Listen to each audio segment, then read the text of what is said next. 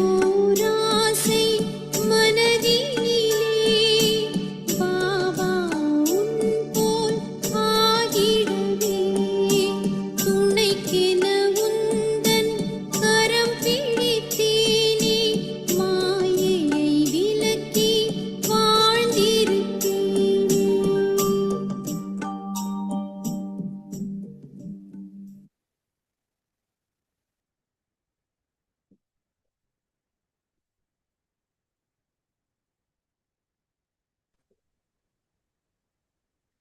ஓம் சாந்தி. Om Shanti. Good morning, sister. கேட்கல சத்தம் கேட்கல. Om Shanti.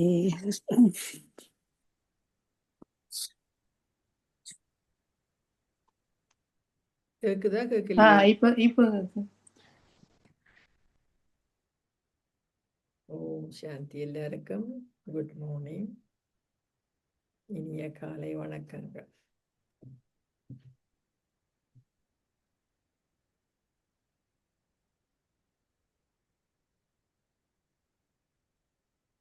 பாபா இன்றைக்கு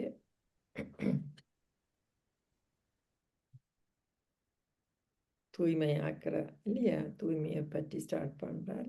துன்பத்தில் இருந்து அகற்றத்துக்காண்டித்தான் நான் இங்க வந்திருக்கிறேன். அதே மாதிரி நீங்களும் துன்பத்தை எல்லாற்ற துன்பத்தையும் அகற்றக்கூடிய சேவை செய்யணும்னு சொல்றார். அதுக்கு நிறைய வழிமுறைகளும் சொல்றார். பார்க்கலாமா விரிவாக? இது 30/9/2025 மகா வாக்கியம், காலை முரளி, பாப்தாத, மதுபனம். சாராம்சம்: இனிய குழந்தைகளே, தந்தை அனைவரினதும் துன்பத்தை அகற்றி அவர்களுக்கு சந்தோஷத்தை கொடுக்கவே வந்துள்ளார். ஆகவே நீங்கள் துன்பத்தை அகற்றுபவரின் குழந்தைகள் என்பதால்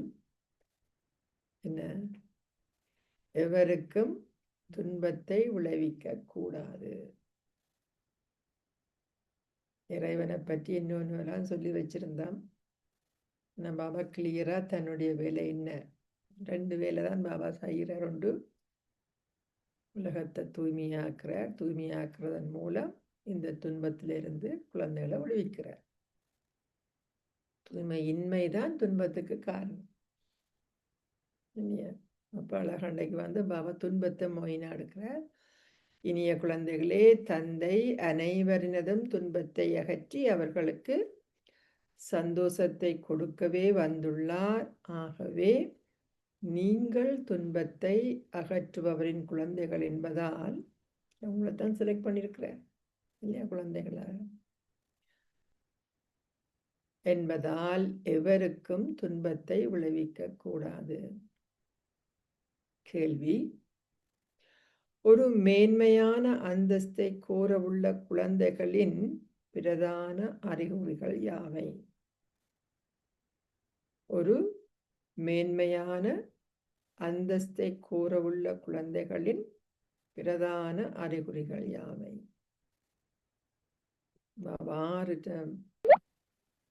6 பதில் சொல்லியிருக்கிறார்.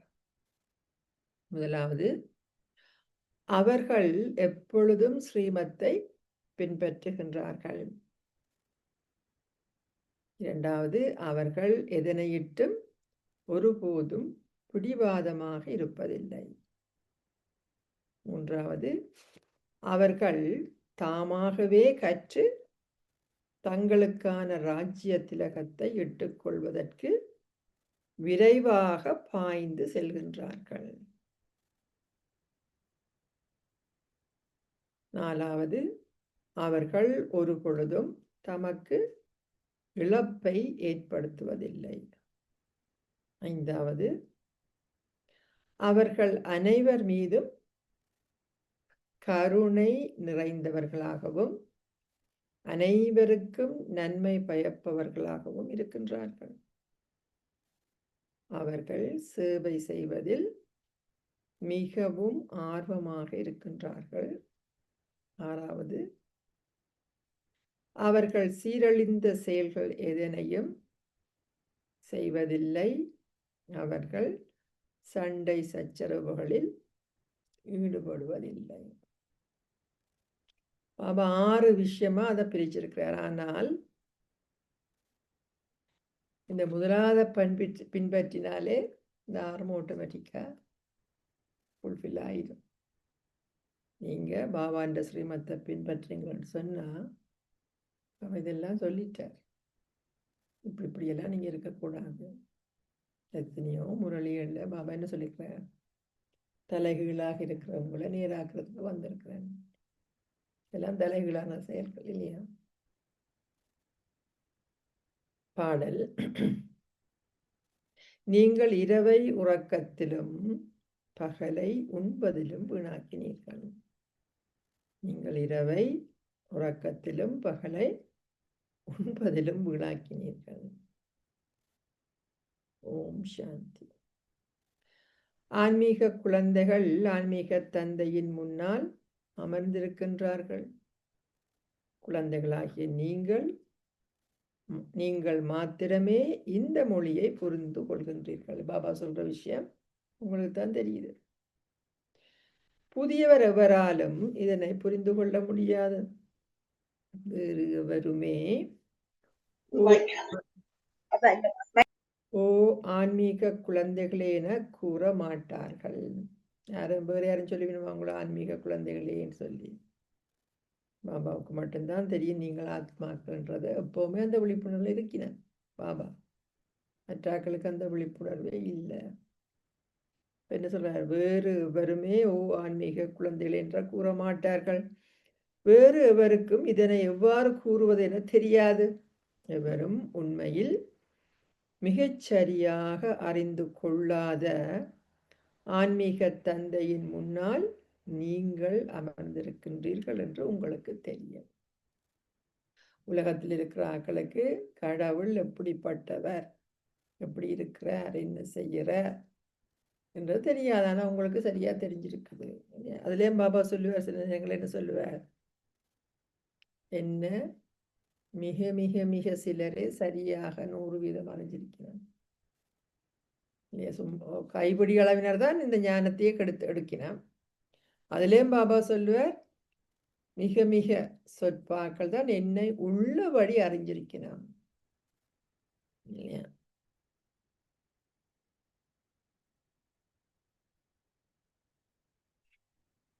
நீங்கள் புரிந்து கொள்வதற்கு இங்கு நேரடியாக வரும் வரை எவ்வாறு உங்களால் புரிந்து கொள்ள முடியும்? நீங்களும் நேரடியாக தந்தையின் முன்னால் வரும் பொழுதே உங்களால் புரிந்து கொள்ள முடிகின்றது. நீங்கள் பிராமணர்கள். உங்கள் முதல் பெயர் பிராமண குலத்தில் பிரம்மகுமார்களும் குமாரிகளும் என்பதாகும். ஆக்சுவலி பாபா இதை இங்கே சொல்றார். மதுபனுக்கு வந்தால் தான் உண்மையா நீங்க பாபாண்ட உண்மையான வீடு, அதோட வைப்ரேஷன், பாபா வாரது வெளியில இருந்தாலும் இருக்குது. ஆனால் அதுல ஸ்பெஷலானது இல்லையா? பாபா சொல்றாதானே, வீட்டுல இருந்தும் படிக்கலாம், ஆனா சென்டருக்கு வந்தா அது வித்தியாசம் இல்லையா? அது மாதிரி மதுபனுக்கு வாரீங்க என்றால் அதுலேயே அந்த வித்தியாசம் இருக்குது.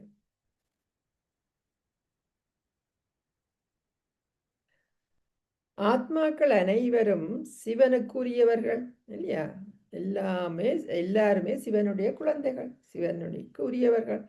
உங்களை சிவகுமார்கள் அல்லது சிவகுமாரிகள் என்று அழைப்பதில்லை. சொல்லலாமா அப்படி? அந்த வார்த்தைகள் தவறானவை. குமார்கள் குமாரிகள் இரு சாராரும் உள்ளனர். ஆத்மாக்கள் என்ற வகையில் நீங்கள் அனைவரும் சிவனுக்கு உரியவர்கள். ஆத்மா ரீதியில நீங்கள் சிவனுடைய குழந்தைகள். என்ன சொல்ல வர?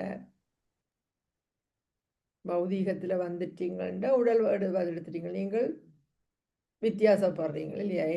ஆத்மா ரூபத்துல நான் என்ன மாதிரி நீங்க இருக்கிறீங்க இல்லையா?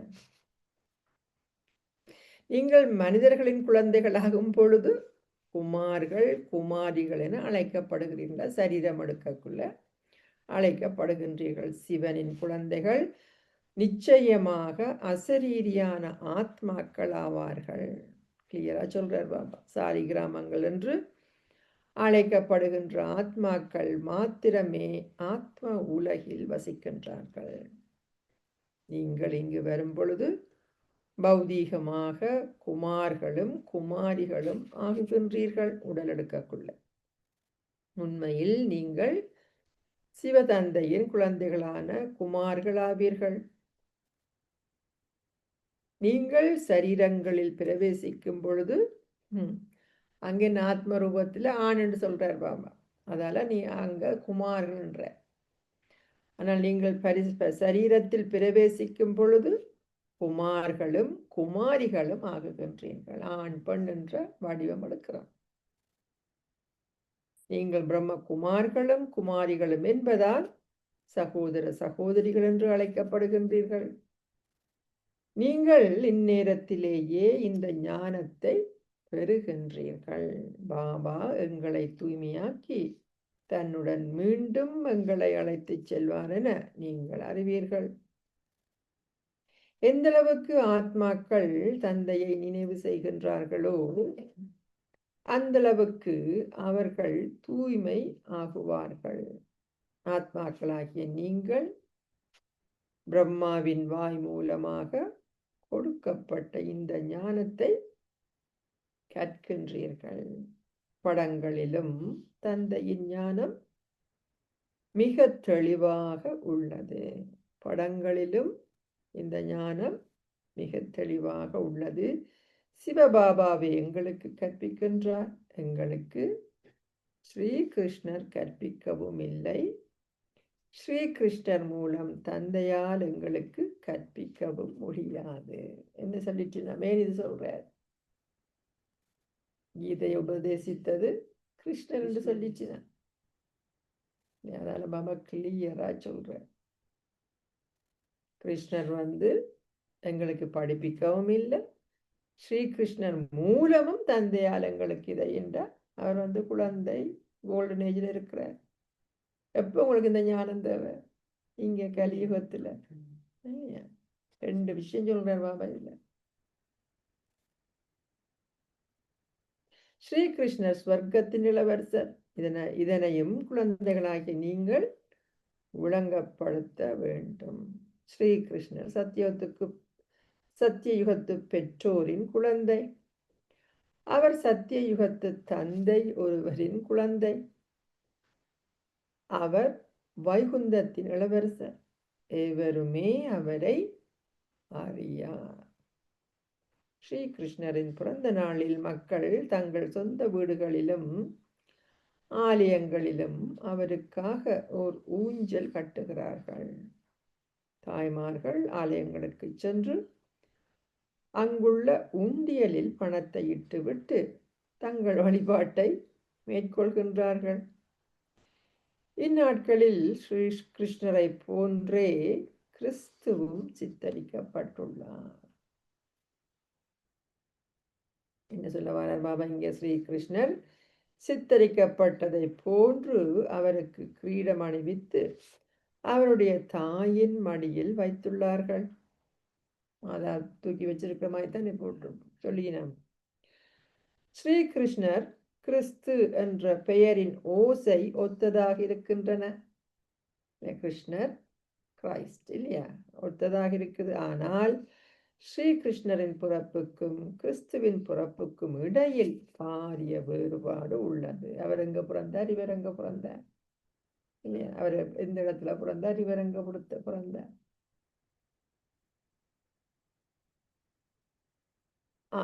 பாரிய வேறுபாடு. கிறிஸ்துவின் ஆத்மாவின் பிறப்பு ஒரு சிறு குழந்தையின் ரூபத்தில் இல்லை. என்ன சொல்ல வரது? கிறிஸ்து சின்ன குழந்தை என்ற ரூபத்துல இல்லை. பிறகுதான் அவற்றைக்குள்ள என்ஜாய் பண்றார். ஜீசஸ் தான் பிறந்திருக்கிறோம் இல்லை மேரிக்கு. அதை அங்கே விளங்கப்படுத்துறார் பாபா. கிறிஸ்துவின் ஆத்மா வேறொருவரில் பிரவேசிக்கின்றார். ஜீசஸ் கிரைஸ்ட்னு சொல்றோம் இல்லையா? ஜீசஸ் என்ற அந்த குழந்தையில தான் வளர்ந்த பிரதான் பிரவேசிக்கிறார். அவர் விகாரத்தின் மூலம் பிறப்பு எடுக்க முடியாது. கிறிஸ்து விகாரத்தின் மூலம் புறப்படுக்கும் முன்னர் அவர்கள் கிறிஸ்துவை ஒரு சிறு குழந்தையாக என்றுமே சித்தரிக்கவில்லை. அவர்கள் எப்பொழுதும் அவரை ஒரு சிலுவையிலேயே சித்தரித்துள்ளார்கள். அவர்கள் இப்பொழுது அவரை இவ்வாறாக காட்டுகின்றார்கள். ஒரு சமயத்தை ஸ்தாபிக்கின்ற எவருமே அவ்வாறாக கொலை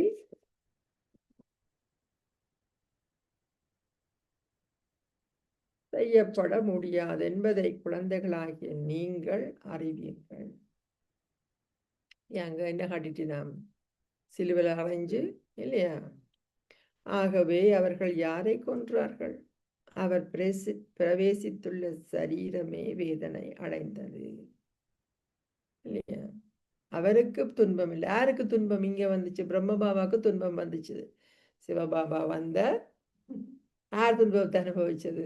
பிரம்மபாவன் உடல் தான் துன்பத்தை அனுபவிச்சது. எவ்வளவோ மரியாதையினமாக பிரம்மபாபாவுக்கு எத்தனைகளாம் நடந்துச்சு. அதே மாதிரி இங்கேயும் என்ன இல்லையா? ஆக அவர்கள் யாரை கொன்றார்கள்? அடைந்த ஒரு சத்தோப்பிரதான ஆத்மா எவ்வாறு வேதனை அடைய முடியும்? அந்த அளவு வேதனையை பெறுவதற்கு அவர் என்ன கர்மத்தை செய்திருப்பார்? ஆத்மா என்ற கர்ம பிலோசபி அங்க வந்துட்டுதல்ல. ஆத்மாக்கள் சத்தோப்பிரதான நிலையிலேயே அதாவது முற்றிலும் தூய்மையாக வருகிறார்கள். ஆத்மாக்கள் சத்தோப்பிரதான நிலையிலேயே அவருடைய கணக்கும் தீர்க்கப்பட வேண்டும். பிரம்மபாபா கடைசி நேரம் ஒரு கொஞ்ச நேரம் தான் பிரம்மபாபாவுக்கு இருமலே இருக்கல. அது மட்டும் அது கூட ஒரு என்ன கர்ம வேதனை. அது அந்த கடைசி கொஞ்ச நேரம் ஒரு மணி 2-3 மணி அரசவியல் இல்லையா? நீங்க பார்த்தீங்கன்னா அந்த டேப் ரெக்கார்டர்ல அவரை கதைக்குள்ள எந்த இருமலும் இல்லை. ஆனா அதுக்கு முந்தி எடுத்த எல்லா ரெக்கார்ட்லயும் என்ன பாபா இருமுவார். அப்ப அந்த இருமல்ன்ற அந்த கர்ம வேதனையிலிருந்து அவர் விடுபட்டுட்டார் அந்த கடைசி நேரத்துல எண்டில். அப்ப எல்லாத்தையும் முடிச்சாதான் நீங்கள் என்ன ஆகலாம்? கர்மாதீத்த நிலை அடையலாம். எல்லாருமே உடலாலே அவன் கணக்கு தீக்கும். சொந்தங்கள் பந்தங்களால சிச்சுவேஷன்ஸால அதால உடலாலே எல்லா தாதிமாரும் தீர்த்திருக்கிறோம். எல்லாம் obvious-ஆ இருக்குது இல்லையா?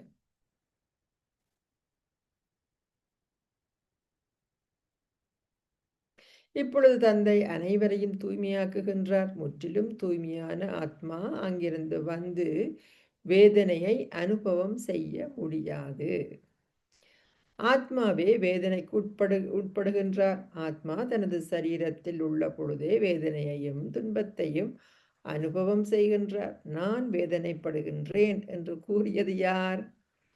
சரீரத்தில் வசிப்பவரே கூறுகின்றார். சரீரம் சொல்லுதா? வசிப்பவரே கூறுகின்றார். அனைவரிலும் பரமாத்மா இருக்கின்றார் என அவர்கள் கூறுகின்றார்கள். எனினும் அவர் நான் வேதனைப்படுகிறேன் என கூறப்போவதில்லை. பரமாத்மா இருந்தால் சொல்வார். அவர் பரமாத்மா எவ்வாறு அனைவரிலும் இருக்க முடியும்? அவன் இந்த கான்செப்டையும் எடுக்கிறார். பரமாத்மா எவ்வாறு அனைவரிலும் இருக்க முடியும்? சர்வவியாபின்னு சொல்லிட்டு நம்ம எல்லா இடத்துலையும் இருக்கிறார். பரமாத்மா எவ்வாறு வேதனைப்பட முடியும்? ஆத்மாக்கள் அழைக்கின்றார்கள் என்னண்டு, ஓ பரமாத்மாவான பரமதந்தையே, எங்கள் வேதனையை அகற்றி விடுங்கள். பரலோக தந்தையே, பரலோக தந்தையையே ஆத்மாக்கள் அழைக்கின்றார்கள். தந்தை இப்பொழுது வந்துள்ளார் என்றும் அவர் உங்கள் வேதனையை அகற்றுவதற்கான வழியை உங்களுக்கு காட்டுகின்றார் என்பதும் உங்களுக்கு தெரியும். உலகத்துல எனக்கு தெரியாது இல்லையா? நேற்று சண்டே வானிலை என்ன சொன்ன பாபா? நீங்க சிவராத்திரி நீங்க செய்யற விஷயங்கள் எல்லாம் அவள் சிவராத்திரியா கொண்டாடினோம் பக்தி மார்க்கத்துல. இங்க நீங்க செய்கிற விஷயங்கள் எல்லாம் இல்லையா? அப்ப என்ன நீங்க என்னென்னலாம் செய்கிறீங்கள், என்னத்துக்கு செய்கிறீங்கன்றது அவருக்கு தெரியாது. கொண்டாட்டங்களா உற்சவங்களாக கொண்டாடினோம்.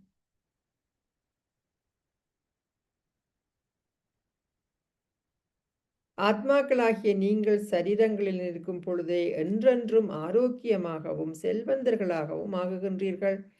நீங்கள் ஆரோக்கியமாகவும் செல்வந்தராகவும் இருப்பதாக ஆத்மா உலகில் நீங்கள் கூற மாட்டீர்கள். சொல்வீங்களா? அங்க ஏதாவது தெரியுமா உங்களுக்கு? அங்கு ஒரு உலகம் இல்லை, அங்கு அமைதி மாத்திரமே உள்ளது. அங்கு ஒரு உலகம் இல்லை, அங்கு அமைதி மாத்திரமே உள்ளது. அங்கு நீங்கள் ஆதி தர்மமாகிய அமைதி நிலையில் இருக்கின்றீர்கள். அனைவருடைய வேதனையையும் அகற்றி அவர்களுக்கு சந்தோஷத்தை கொடுக்கவே தந்தை இப்பொழுது வந்துள்ளார். எனவே அவர் குழந்தைகளுக்கு கூறுகின்றார், நீங்கள் என்னுடையவர் ஆகிவிட்டீர்கள். உங்களை தத்தெடுத்துத்தான் நான் உங்களோட வேதனையை அகற்றுறேன். எப்படி என்னுடையவர் ஆகிவிட்டேன்? என்ன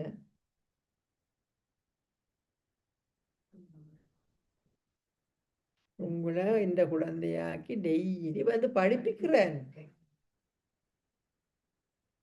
என்னென்று வேதனையை அகற்ற?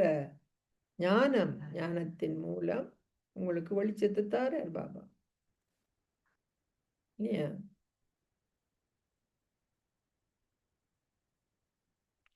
எனவே அவர் குழந்தைகளுக்கு கூறுகின்றார், நீங்கள் என்னுடையவராகிவிட்டீர்கள். ஆகவே எவரையும் பாருங்க, கண்டிஷன் வரும், என்னுடைய ஆகிட்டீங்கள், உங்களை ஏத்துட்டேன். எனவே நீங்கள் எவரையும் புண்படுத்தாதீர்கள், எவரையும் புண்படுத்தாதீர்கள். இது ஒரு யுத்த களம், ஆனால் இது மறைமுகமானது. சண்டை பிடிக்கிறீங்க, யாரோட நீங்க சண்டை பிடிக்கணும்? என்னுடைய வீக்னஸ், என்னுடைய எனக்குள்ள இருக்கிற இயலாமை, மற்றாக்களோட இல்லை. அது கொஞ்ச நேரம் தானே சண்டை பிடிக்க கூடாதுன்னு சொல்லி. யுத்த களம் மறைமுகமானது, மற்றியது கண்ணால் பார்க்கக்கூடியது. இந்த யுத்த களத்தில் மரணிப்பவர்கள் சொர்க்கத்திற்கு செல்வார்கள் என்ற கூற்றின் அர்த்தத்தை நீங்கள் விளங்கப்படுத்த வேண்டும். உலகில் உள்ள யுத்த களத்தில் அது ஒரு கூற்று இருக்குது. சண்டைக்கு போர் வீரர்கள் வந்து போருக்காண்டி என்ன தங்களுக்காண்டி போறல்ல, நாட்டுக்காண்டி மற்ற மக்களுக்காண்டி போயினோம், அவையில் எப்பவுமே சொர்க்கத்துக்கு போயினோம்னு ஒரு கூற்று இருக்குது. பாபா அதை இன்றைக்கு எடுக்கிறார் இல்லையா? அப்ப அதன் அர்த்தத்தை நீங்கள் விளங்கப்படுத்த வேண்டும். இந்த யுத்தம் எவ்வளவு முக்கியமானதென பாருங்கள். வேறு எந்த யுத்தத்திலும் மரணிப்பவர்கள் எவருமே சொர்க்கத்திற்கு செல்ல முடியாது. கிளியரா பாபா சொல்றார் என்பதை குழந்தைகளாகிய நீங்கள் அறிவீர்கள். கடவுள் பேசுகின்றார் என கீதையில் கூறப்பட்டுள்ளது. அவரை நீங்கள் நம்புகிறீர்கள் அல்லவா? கடவுள் யாருடன் பேசினார்? அவர் இதனை அந்த யுத்தத்தில் ஈடுபட்டிருப்பவர்களுக்கு கூறினாரா, அல்லது அவர் உங்களிடம் கூறினாரா? அதனை அவர் இரு சாராரிடமும் கூறினார். அவர்களுக்கு கூறப்பட்டுள்ளது, உங்களை ஆத்மாக்களாக கருதி தந்தையை நினைவு செய்யுங்கள். இந்த சேவையும் செய்யப்பட வேண்டும்.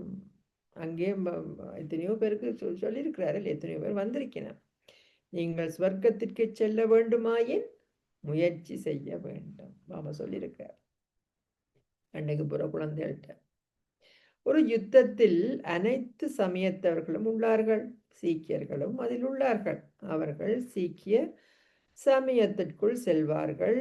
அவர்கள் வந்து பிராமணர்களாகிய உங்களிடமிருந்து இந்த ஞானத்தை பெற்றால் மாத்திரமே சொர்க்கத்திற்கு செல்வதற்கான சாத்தியம் அவர்களுக்கு உள்ளது. நாலேஜ் எடுத்தா இச்சினமுண்டா யாரெண்டாலும் போகலாம். சண்டைக்கு போறாக்களை பற்றி சொல்ற. அவர்கள் பாபாவிடம் வரும் பொழுது, சண்டையிடும் பொழுது சிவபாபாவின் நினைவில் நிலைத்திருந்தால் உங்களால் சொர்க்கத்திற்கு செல்ல முடியும் என பாபா அவர்களுக்கு விளங்கப்படுத்துவார். எனினும் அவர்கள் சொர்க்கத்தில், அதிலையும் கண்டிஷன் போடுறார் பாபா, அது எனினும் அவர்கள் சொர்க்கத்தில் ஓர் அரசன் ஆகலாம் என்றில்லை. எப்ப அரசன் ஆகலாம்?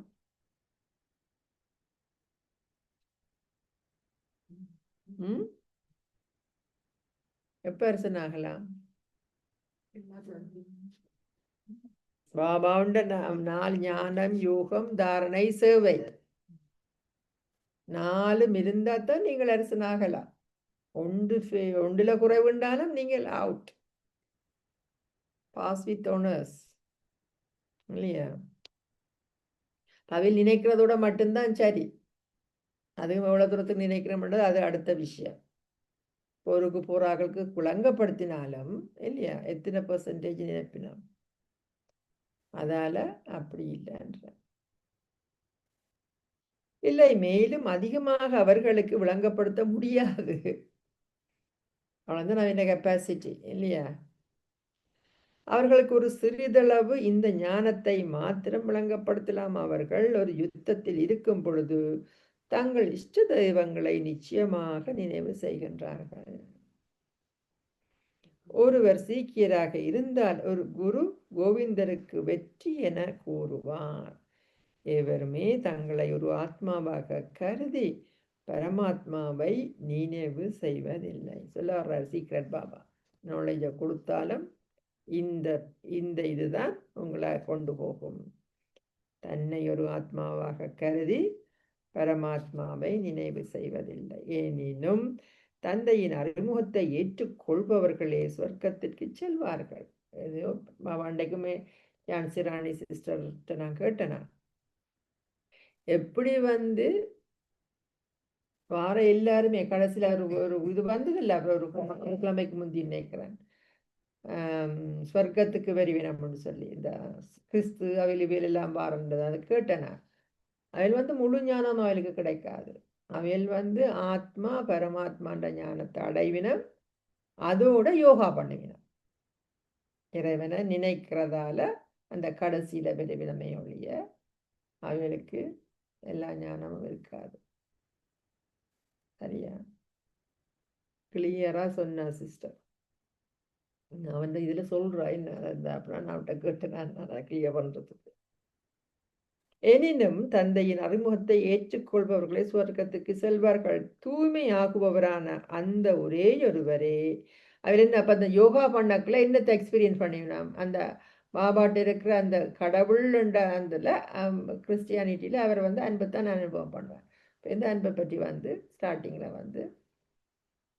அதே மாதிரி இஸ்லாமிய தர்மத்தவர்கள் அந்த மாதிரி அவையவே எதை சொல்லினமோ எதை ஃபீல் பண்ணினமோ யோகாவில் அங்கே வருவேன்.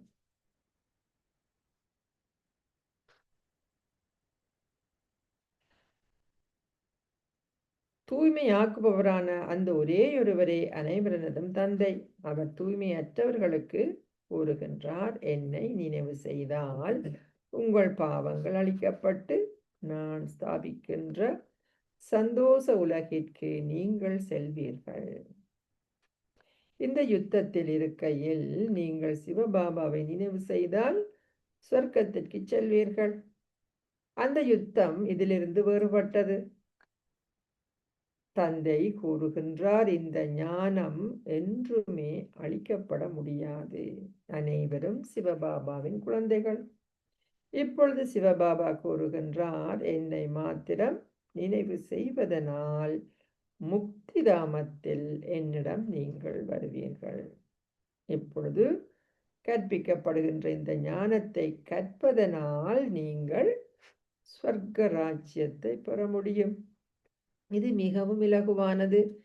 நீங்கள் ஸ்வர்க்கத்தின் பாதையை ஒரு வினாடியில் கண்டுகொள்வீர்கள். ஸ்வர்க்கத்தின் பாதையை இல்லையா, ஞானம் அவ்வளவு சிம்பிள் தானே, பெரிய விஷயம் இல்லை. ஆனா தாரணை பண்றதுதானே கஷ்டம் இல்லையா? ஆத்மாவாகிய நான் தந்தையை நினைவு செய்கின்றேன். இந்த சந்தோஷத்துடன் யுத்த களத்துக்கு செல்லுங்கள். நாங்கள் செயல்கள் செய்ய வேண்டும். ஒருவரின் நாட்டை காப்பாற்றுவதற்கு அனைத்தையும் செய்ய வேண்டியுள்ளது.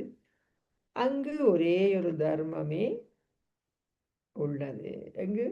சொர்க்கத்தில். அங்கு கருத்து வேறுபாடு பற்றி ஒரு பொழுதும் கேள்விப்பட மாட்டீர்கள். கருத்து வேறுபாடு வந்தால் தானே சண்டையே வரும். ஏன்? ஆனால் இங்கோ பல்வேறு கருத்து வேறுபாடுகள் உள்ளன. நீர், நிலம் போன்றவற்றின் மீதும் சண்டைகள் இடம்பெறுகின்றன. தண்ணிக்கு சண்டை, நிலத்துக்கு சண்டை, எல்லை சண்டை இல்லையா?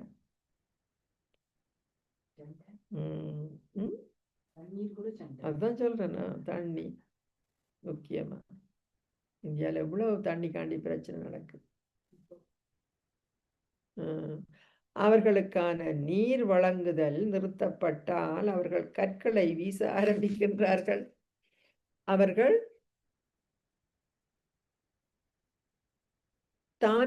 தானியங்களை ஒருவருக்கு கொடுக்காவிட்டால் சண்டை இடம்பெறுகிறது. நாங்கள் எங்கள் சுயராஜ்யத்தை ஸ்தாபிக்கின்றோம் என்பதை குழந்தைகளாகிய நீங்கள் அறிவீர்கள். இந்த கல்வியின் மூலம் நாங்கள் ராஜ்யத்தை பெறுகின்றோம்.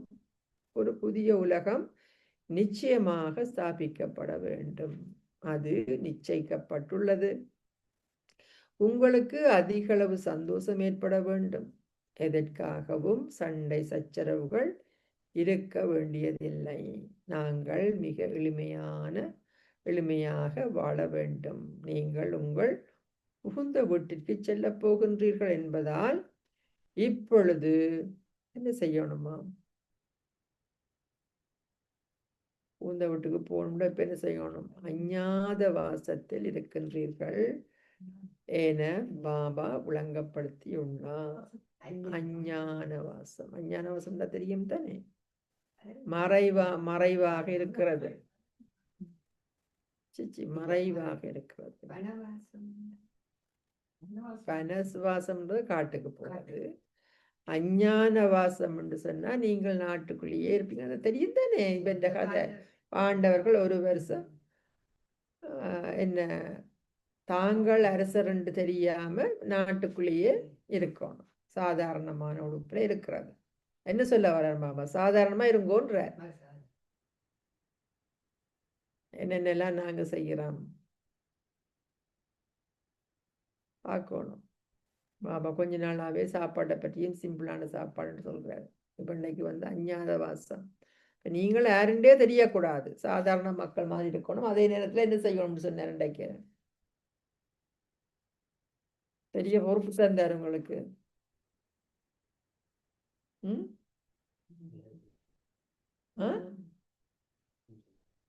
சக்தி கொடுக்க எல்லாருக்கும் நாலேஜை கொடுக்க சொன்ன. அவன் துன்பத்தை அகற்றுங்கோண்ட இல்லையா? நான் துன்பத்தை அகற்றுறதுக்கு வந்திருக்கிறேன். நீங்களும் என்ன செய்யணும்? அப்ப துன்பத்தை அகற்றக்குள்ள நான் இதுன்னு சொல்லியெல்லாம் சொல்ல தேவையில்லை. எந்த ஆளுக்கு என்ன தேவையோ இல்லையா? நீங்க சாதாரணமான ஆக்கள் மாதிரி நீங்க பிரம்மகுமார்னு சொல்லவே தேவையில்லை. ஒவ்வொரு ஆத்மாவுக்கும் சின்ன சின்ன சின்ன விஷயங்கள் தேவைகள் இருக்கும். ரோட்ல போக்குள்ளேயே தெரிய தேவைப்படும்.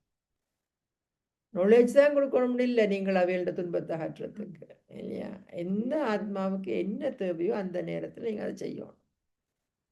இதுதான் ஞானம். நீங்க வெள்ளை செட் போட்டுக்கொண்டு பஜ்ஜை குத்தி கொண்டு போய் சொல்லணும் உண்டு இல்லை. அதுதான் பாபா இங்க சொல்ற. நீங்க சாதாரணமானவர்கள், ஆனா அதே நேரத்துல அண்டர்ஸ்டாண்டிங்கோட இருக்கிறீங்க. ஒவ்வொரு ஆத்மாவோட தேவையும் உங்களுக்கு நல்லா தெரியும். அப்ப எங்களுக்கு நாலேஜ் இருக்கிறபடியா இந்த ஆத்மாவுக்கு சொல்லுவேன், நாடி பிடிச்சி சொல்லுங்க. அதை நாலேஜுக்கு வாராக்களுக்கு மட்டும் இல்லை, சாதாரணமான மனிதருக்கு இல்லையா? போறீங்க, ஒரு கடைக்கு போறீங்க, ஏதாவது அங்க ஏதாவது நடக்குங்க, உங்களோட இன்புட் அப்படி இருக்குது. சும்மா வாரீங்களா? சும்மா வந்தீங்கன்னா நீங்க ஃபெயில்.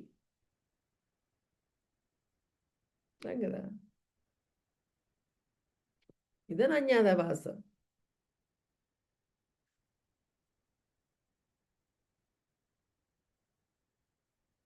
இங்க விட்டுட்டேன் போக்கு.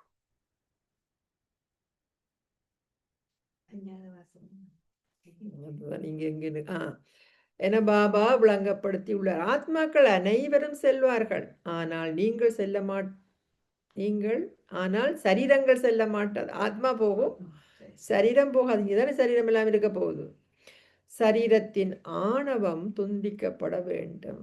நாங்கள் ஆத்மாக்கள், எங்கள் 84 பிறவிகளும் இப்பொழுது முடிவடைகின்றன. பாரதம் சுவர்க்கமாக இருந்தது, இப்பொழுது கலியுகமாகி உள்ளது என பாரத மக்களிடம் கூறுங்கள். கலியுகத்தில் எண்ணற்ற பல சமயங்கள் உள்ளன. சத்திய யுகத்தில் ஒரு தர்மம் மாத்திரமே உள்ளது. பாரதம் மீண்டும் ஒரு முறை ஸ்வர்க்கமாகுகின்றது. கடவுள் வந்துள்ளார் என்பதை மக்களில் சிலர் புரிந்து கொள்கின்றனர். நீங்கள் முன்னேற்றம் அடையும் பொழுது அவர்கள் எதிர்காலத்தை பற்றி முன்கூட்டியே கூறுவார்கள். என்ன நடக்கப் போகின்றது இல்லையா? அவர்கள் சூழலை பார்ப்பார்கள். எனவே தந்தை குழந்தைகளாகிய உங்களுக்கு விளங்கப்படுத்துகின்றார். தந்தை அனைவருக்கும் உரியவர். கடவுள் எல்லாருக்கும் சொந்தமானவர் இல்லையா? இது அண்டர்லைன் பண்ண வேணும். அனைவருக்கும் அவர் மீது உரிமை உண்டு. தந்தை கூறுகின்றார், நான் இப்பொழுது வந்துள்ளதால் என்னை மாத்திரம் நினைவு செய்தால் உங்கள் பாவங்கள் அழிக்கப்படும் என நான் உங்கள் அனைவருக்கும் கூறுகின்றேன். சொல்றார் பாபா. இப்பொழுது யுத்தம் எந்த நேரத்திலும் வெடிக்கலாம் என மனிதர்கள் புரிந்து கொண்டுள்ளார்கள் இல்லையா? உலக ரீதியில கூட எல்லாருக்குமே தெரியுது. அதனால அவேர்னஸ் வந்துட்டது. அது நாளையும் ஆரம்பிக்கலாம். யுத்தத்திற்கான படையை சேர்ப்பதற்கு அதிக காலம் தேவையில்லை. எனினும் எங்கள் ராஜ்யம் இன்னமும் ஸ்தாபிக்கப்படவில்லை என்பதை குழந்தைகளாகிய நீங்கள் புரிந்து கொள்கின்றீர்கள். இன்னும் நாங்கள் ரெடியாகல. ஆகவே எவ்வாறு விநாசம் இடம்பெறும்? இன்னமும் நீங்கள் தந்தையின் செய்தியை அனைவருக்கும் 4 பக்கங்களிலும் கொடுக்கவில்லை. தூய்மையாக்குபவரான தந்தை கூறுகின்றார், என்னை நினைவு செய்தால் உங்கள் பாவங்கள் அழிக்கப்படும். இந்த செய்தி அனைவருடைய செவிகளையும் சென்றடைய வேண்டும். வேண்டும். போர் 3 குண்டுகள் வெடித்தாலும் எங்கள் ராஜ்யம் நிச்சயமாக ஸ்தாபிக்கப்பட உள்ளது. அதுவரை விநாசம் இடம்பெற முடியாது என்ற நம்பிக்கையை நீங்கள் கொண்டிருப்பீர்கள். உலகில் அமைதி நிலவ வேண்டும் என்றும் உலக யுத்தம் இடம்பெற்றால் உலகம் அழிக்கப்பட்டு விடும் என்றும் மக்கள் கூறுகின்றார்கள். இது ஓர் ஆன்மீக பல்கலைக்கழகம். நீங்கள் உலகம் முழுவதற்கும் இந்த ஞானத்தை கொடுக்கின்றீர்கள்.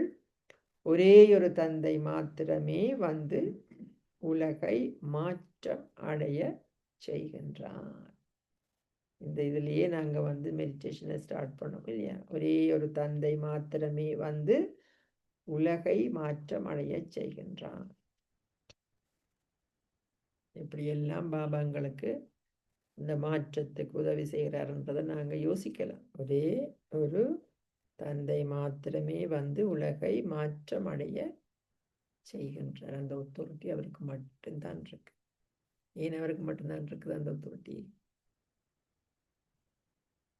ஏன் அவருக்கு மட்டும்தான் அந்த ஒத்தாரிட்டி இருக்குது? அவர்தான் அணையாத தீபமாக இருக்கிறார். நாங்கள் எல்லாம்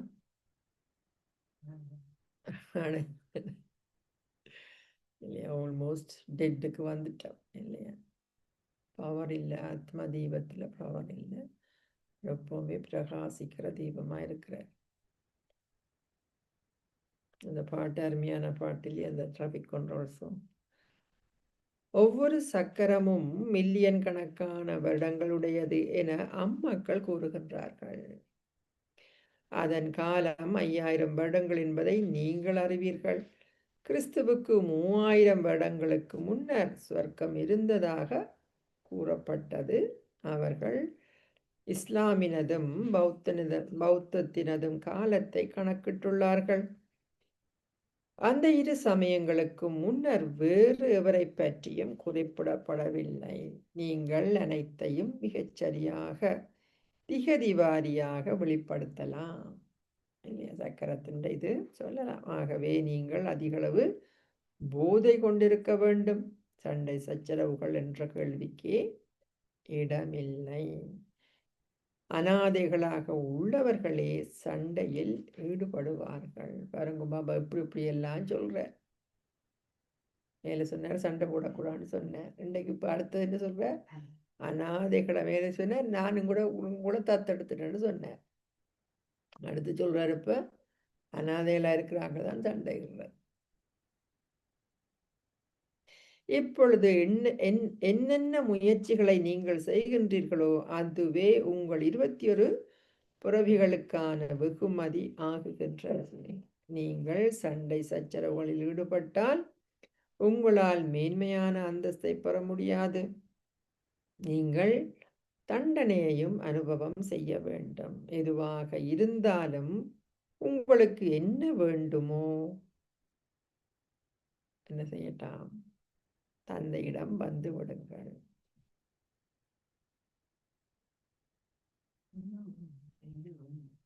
என்ன சொல்லுவார்?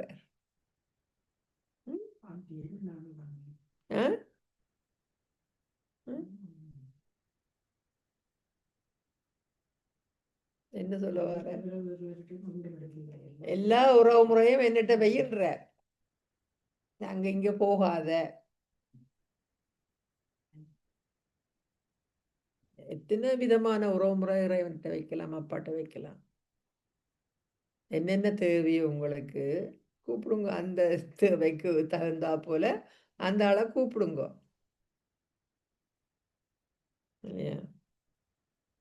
அரசாங்கமும் கூறுகிறது சட்டத்தை உங்கள் கைகளில் எடுக்காதீர்கள். அடுத்தது வந்துட்ட உங்களில் சிலருக்கு வெளிநாட்டு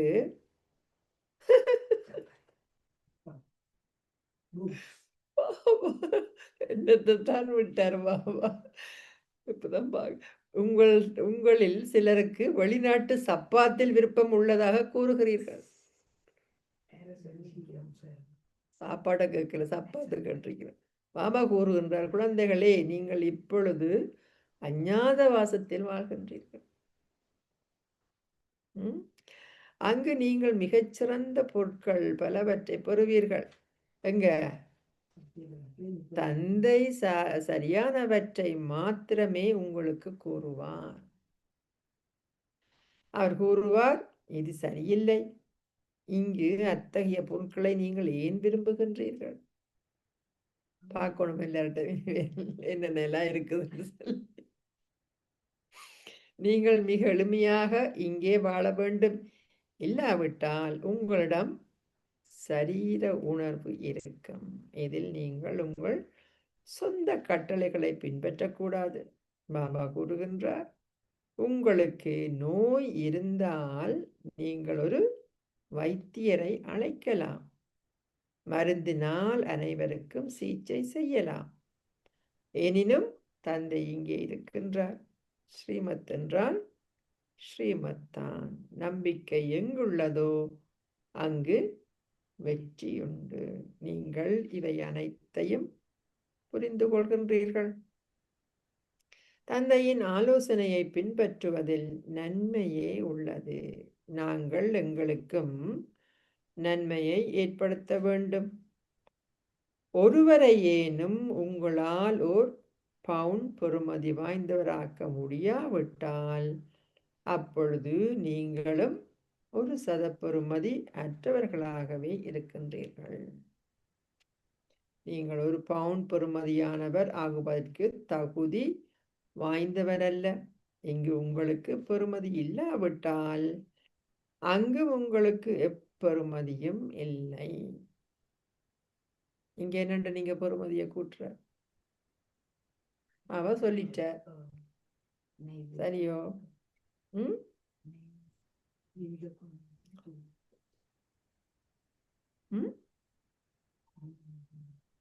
கேட்கல.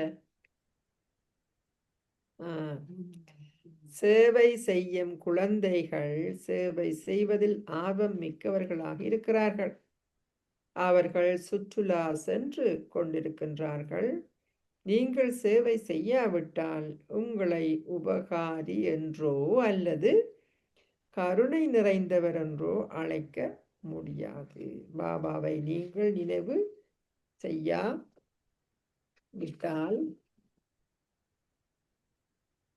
நீங்கள் தொடர்ந்தும் சீரழிவான செயல்களை செய்து ஒரு குறைந்த அந்தஸ்தையே பெறுவீர்கள். அப்ப எப்படி நீங்க அந்தஸ்தை கூட்டுறது?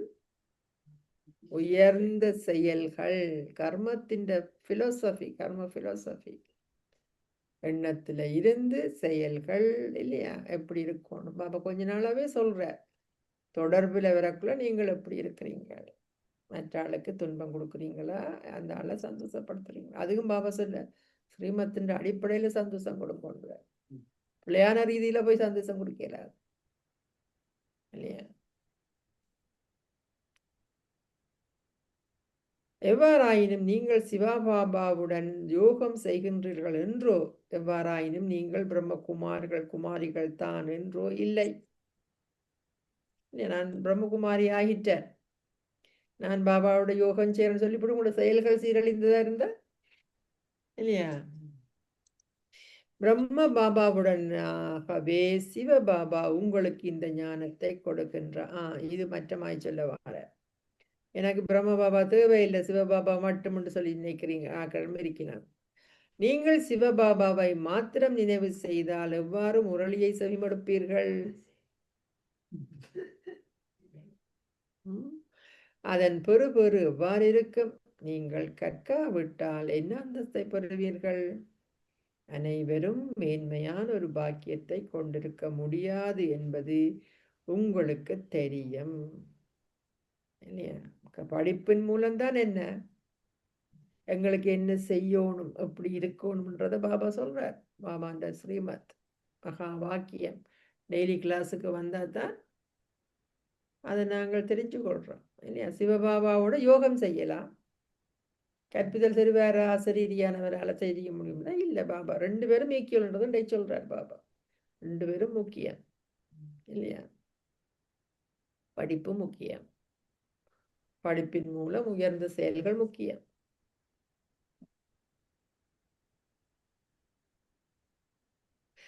அங்கேயும் அந்தஸ்து வரிசை கிரமமாகவே இருக்கும். அனைவரும் தூய்மையாக வேண்டும். ஆத்மாக்களால் தூய்மையாகாமல் அமைதி தாமத்திற்கு செல்ல முடியாது. பாபா கொண்டு வந்துட்டார் தூய்மையை. தந்தை கூறுகின்றார், தொடர்ந்தும் இந்த ஞானத்தை அனைவருக்கும் கொடுங்கள். அவர்கள் இப்பொழுது அதனை செவிமடுக்காவிட்டாலும் நிச்சயமாக எதிர்காலத்தில் செவிமடுப்பார்கள். இப்பொழுது இவ்வளவு தடைகளும் புயல்களும் மிகுந்த விசையுடன் வந்தாலும் பரவாயில்லை, நீங்கள் பயப்படக்கூடாது. ஏனெனில் ஒரு புதிய தர்மம் ஸ்தாபிக்கப்படுகின்றது. நீங்கள் ஒரு மறைமுகமான ராஜ்யத்தை ஸ்தாபிக்கின்றீர்கள். பாபா சேவை செய்யும் குழந்தைகளை பார்க்கையில் பூரிப்படைகின்றார். நீங்கள் ஸ்ரீமத்தை பின்பற்றி உங்களுக்கு ராஜ்ய திலகத்தை இட்டுக்கொள்ள வேண்டும். ராஜ்ய திலகம் வேணுமெண்டா ஸ்ரீமத்தை பின்பற்றணும். இதில் நீங்கள் பிடிவாதம் பிடிக்கக்கூடாது. காரணமின்றி ஒரு இழப்பை அனுபவம் செய்ய உங்களை அனுமதிக்காதீர்கள். காரணமின்றி ஓர் இழப்பை அனுபவம் செய்ய உங்களை அனுமதிக்காதீர்கள். இந்த கருத்து என்ன? சண்டே வாணியில் என்ன சொன்னார் பாபா? என்னத்தை முக்கியமா எடுத்தார்? சாக்கு போக்கு, சோம்பேறித்தனம், கவனஹீனம், இதெல்லாம் இதுல வந்துடுது. இந்த ஒரு பாயிண்ட்ல வந்துட்டுது இல்லையா? காரணமின்றி ஒரு இழப்பை அனுபவம் செய்ய உங்களை அனுமதிக்காதீர்கள். பாபா கூறுகின்றார், குழந்தைகளே, சேவை செய்பவராகவும் உபகாரியாகவும் ஆகுங்கள். ஆசிரியர் மாணவர்களாகிய உங்களிடம் கூறுகின்றார், நன்றாக கற்று பாய்ந்து முன்னேறி செல்லுங்கள். ஹை ஜம்ப் செய்யுங்கன்னு சொல்லுவார் இல்லையா? நீங்கள் 21 புறவிகளுக்கான சொர்க்கத்தின் புலமை பரிசிலை பெற உள்ளீர்கள். இந்த வம்சத்திற்குள் செல்வதே பெரும் புலமை பரிசிலாகும். இந்த வம்சத்திற்குள் செல்வதே பெரும் புலமை பரிசிலாகும். நல்லது. இனிமையிலும் இனிமையான அன்புக்குரிய எப்போதோ தொலைந்து இப்போது கண்டுபிடிக்கப்பட்டிருக்கும் செல்ல குழந்தைகளுக்கு உங்கள் தந்தை தாயாக இருக்கும் பாப் தாதாவின் அன்பு நினைவுகளும் காலை வந்தனங்கள். ஆன்மீக தந்தை ஆன்மீக குழந்தைகளுக்கு நமஸ்தே சொல்கின்றார். நமஸ்தே சொல்கின்றோம். மீட்டே மீட்டே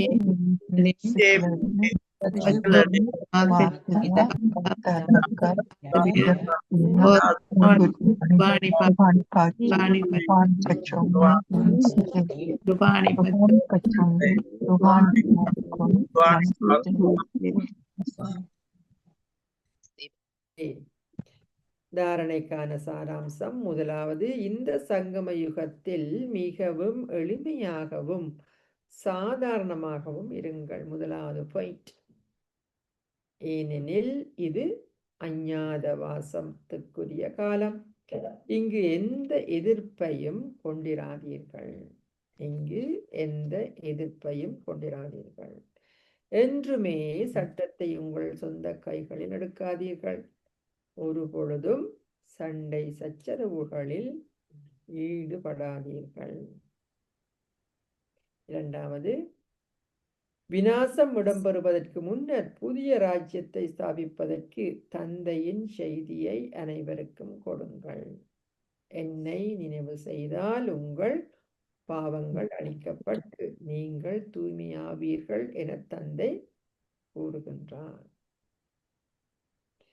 ஆசீர்வாதம். நீங்கள் திருப்தி என்னும் சிறப்பியல்புடன் திருப்தி ரத்தினமாகி நீங்கள் செய்யும் சேவையில் வெற்றி சொரூபம் ஆகுவீர்களாக. நீங்கள் திருப்தி என்னும் சிறப்பியல்புடன் திருப்தி ரத்தினமாகி நீங்கள் செய்யும் சேவையில் வெற்றி சொரூபம் ஆகுவீர்களாக. அதுக்கு பாபான்ற விளக்கம். சேவை செய்வதற்கு தேவையான விசேடமான நற்குணம் திருப்தியாகும். இது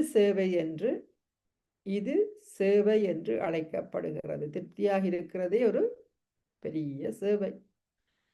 ஆனால் நீங்களோ அல்லது மற்றவர்களோ அதனால் குழப்பத்திற்கு உள்ளாகினால் அத்தகைய சேவையை செய்யாமல் விடுவது நல்லது. நீங்க ஒரு சேவைக்கு போறீங்க, அதுல உங்களுக்கும் திருப்தி இல்லை, மற்றவர்களுக்கும் திருப்தி இல்லை, நீங்கள் என்ன செய்றீங்கள்?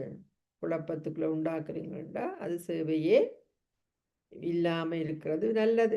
உங்களுடன் அல்லது தொடர்பில் உள்ளவருடன் உங்களுக்கு திருப்தி இல்லாவிட்டால் அந்த சேவை உங்களுக்கோ அல்லது மற்றவர்களுக்கோ பேச்சின் பலனை கொடுக்காது.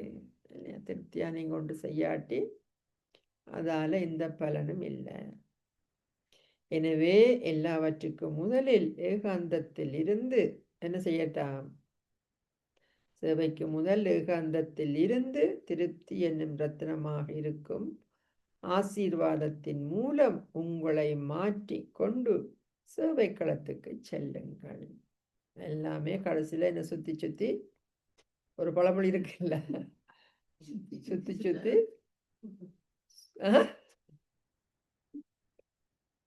ஆத்ம உணர்வு. நீங்க என்னதான் நீங்க விஸ்தாரத்துக்குள்ள போனாலும் பாபா கடைசியில் என்ன கொண்டு முடிப்ப? சேவைக்கும் என்ன வேணும்? ஆத்ம உணர்வு, நினைவு. என்ன சொல்றார்? அந்த மாதிரி இந்த ஆகிய ஏகாந்தத்திலிருந்து திருப்தி ரத்தினமாகி சேவை களத்துக்கு செல்லுங்கள். அப்போது மட்டுமே நீங்கள் வெற்றி சுரூபமாகுவீர்கள். ஸ்லோகம். தடைகள் என்ற பாறையை உடைப்பதில் உங்கள் நேரத்தை வீணாக்காதீர்கள். ஆனால் அதை தாண்டி உயர பரவுங்கள். தடை இருக்குதுன்னு சொன்னா என்ன செய்யட்டாம்? அதுக்கு மேலால நீங்க பாஞ்சு போங்க. உங்களை இன்னும் உயர்த்தி கொள்ளுங்க. தடை உண்டு உங்களுக்கு இப்படி வருகுதுண்டா நீங்க என்ன செய்யணும்? தடை என்று நினைச்சுக்கொண்டு அதுல சுத்தி கொண்டு நிற்காம, ஓகே நான் அதுக்கு மேலால நான் என்ன செய்யலாம்?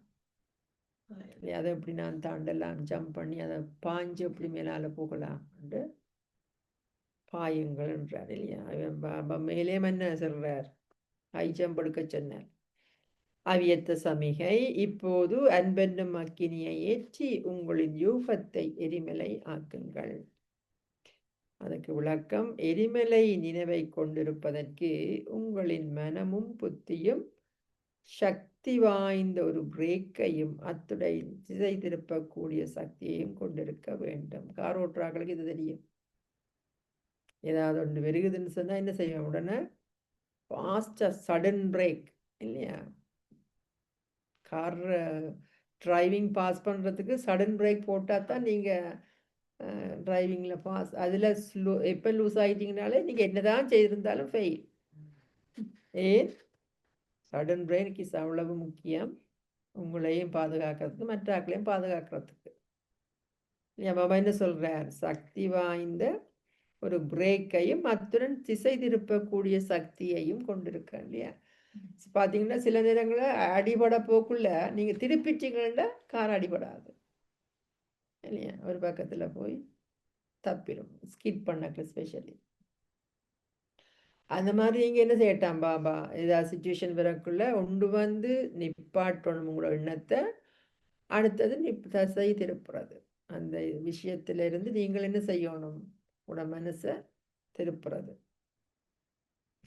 இவ்வாறு செய்வதன் மூலம் புத்தியின் சக்தி அல்லது ஆற்றல் வீணாகாது. புத்தி எண்ணம் தானே, அது என்ன செய்யுது, புத்திய வந்து புத்தி எண்ணம் வந்து எண்ணங்கள் வரக்குள்ள புத்தி என்ன செய்யுது, அதை அனலைஸ் பண்ணுது. அப்ப அது நீங்க பிழையான விஷயத்துல போகுது, அது என்ன ஆகுது, வீக் ஆகிக்கொண்டே போகும் நெகட்டிவான விஷயத்துக்குள்ள போக்குள்ள. அப்ப நீங்க எப்படி சடன் பிரேக் போட்டு திருப்பக்குள்ள அது சக்திசாலியாகுது, சக்தியும் சேமிக்கப்படுகிறது. எந்த அளவுக்கு அதிகமாக நீங்கள் இந்த சக்தியை சேமிக்கின்றீர்களோ அந்த அளவுக்கு உங்களின் வேறு குறித்து அறியும் மற்றும் தீர்மானிக்கும் சக்தி அதிகரிக்கும்.